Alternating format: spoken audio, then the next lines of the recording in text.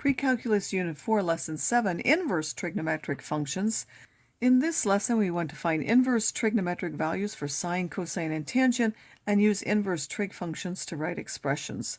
So first of all, trigonometric functions are not one-to-one because we know that they repeat, and that we have more than one x value which will give the same range value. So therefore, they don't have inverses unless we restrict the domain of the function to get a part which is one-to-one.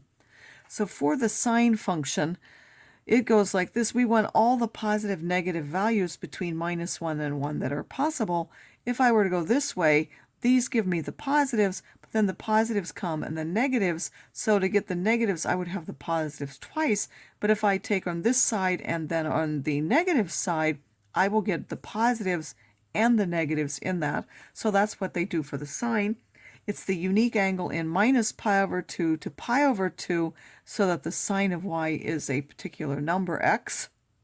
In the sine function, you put an angle and get out a ratio. For the inverse trig functions, you put in the ratio between -1 and 1, and you get out an angle which is between -pi/2 and pi/2.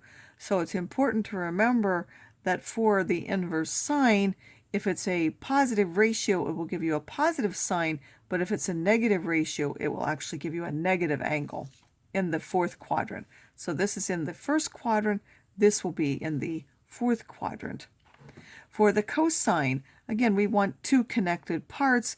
If we were to go on the opposite side like the sine, those are both positive. For the cosine, we will have positive and negative both on the positive side. So what effect does that have? Again, we're going to put in side ratios anywhere between -1 and 1.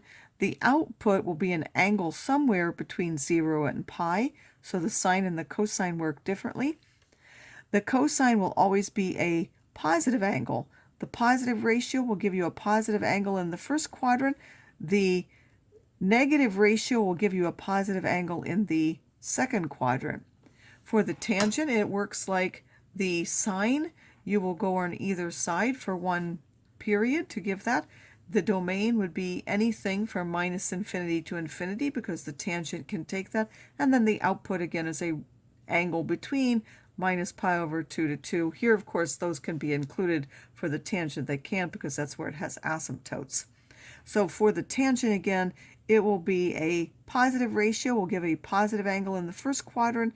The negative ratio will give a negative angle in the fourth quadrant. We need to be able to recognize these particular values and what angles they're related to when we use these. And I'll remind you that if we have a positive ratio, all of the inverse trig functions will give you a positive angle in the first quadrant where the reference angle is equal to the angle. If we have a negative ratio and we have the cosine, we'll actually get a positive angle in the second quadrant where the reference angle is pi minus theta. And then for the sine and the tangent, we'll get a negative angle in the fourth quadrant, so the reference angle will be the opposite of that, reference angles always being positive.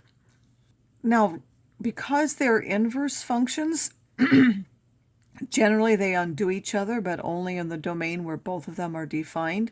So because the sine is defined everywhere, it is true that if you take the sine of the inverse, it will always give you what's inside of here. The same is true for cosine and tangent, but because the inverse sine is only defined in a restricted domain, only in a on the restricted domain of the sine inverse will it actually give you the thing which is inside. Instead, you'll have to figure out how to get a particular angle based on where the reference angle is for the inverse functions when you use them. It will not necessarily give you the angle inside or the angle that you want when you're using them. So it says find each of the following values for an inverse trigonometric value. Give the smallest positive angle with the same trigonometric ratio. So if I have the cosine inverse of -1/2, it is a negative ratio, so it's going to go into quadrant 2. So I'm going to draw my reference angle in quadrant 2. I'm going to draw a reference triangle and label it so that the cosine is -1/2. And then the third side will be the square root of 3. I recognize this is a 30, 60, 90 degree triangle. Across from the square root of 3 is the 60 degrees or pi/3. So now the cosine inverse of that will be pi minus the reference angle, or 2 pi over 3, and that is the smallest positive angle. If we have the sine inverse of minus 0.63, because this is a negative ratio for the sine, so even though it isn't one of our known triangles and we don't really need to draw this, we know it's going to go now into the fourth quadrant as a negative angle. And if we use our calculator, we will get a negative angle, minus 0.682 radians. The alpha is positive 0.682 radians, and because it's in quadrant 4, the smallest positive angle, which would end in the same place, is 2 pi minus that reference angle, or 5.601. Suppose I want the cosine of the sine inverse of a half. The sine ratio positive, meaning that the angle that I get from this is the ratio. This will give me an angle. That's going to be in quad 1. So I draw an angle in quad 1 and label it so that the sine is 1 over 2. And then the third side is the square root of 3. The angle, even though we could find it, we don't really need. We're just going to find the cosine of it. Of course, it is 30 degrees, or pi over 6, but we don't really need it here. This, whatever angle it is, we're going to take the cosine of that, which is now the square root of 3 over 2. The tangent inverse of the cosine of pi is minus 1, so we now want the tangent inverse of minus 1. Because it's a negative ratio, that means that the tangent inverse is going to be a negative angle in quad 4. We're labeling that so that the tangent is negative. That would be, this one would be positive 1, this one would be negative 1, and this now will be our angle that we want. The reference angle is pi over 4, but the negative angle will be negative pi over 4.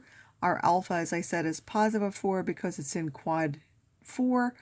The positive angle that corresponds to that is 2 pi minus pi over 4, or 7 pi over 4. We also want to be able to write them in terms of algebraic expressions. Sometimes this is useful in calculus. Suppose that we have theta is the sine inverse of 2x. That would mean that the sine of theta is the angle 2x. They could be in quad 1 or 4 in order for that sine to be negative. We'll always assume that these are in quad 1. They're usually the same. If I label this so that the sine is 2x, I would have 2x over 1. This side would now be the square root of 1 minus 4x squared. And then the sine of that angle, which is our theta, this gives us a theta. The sine of that is 2x.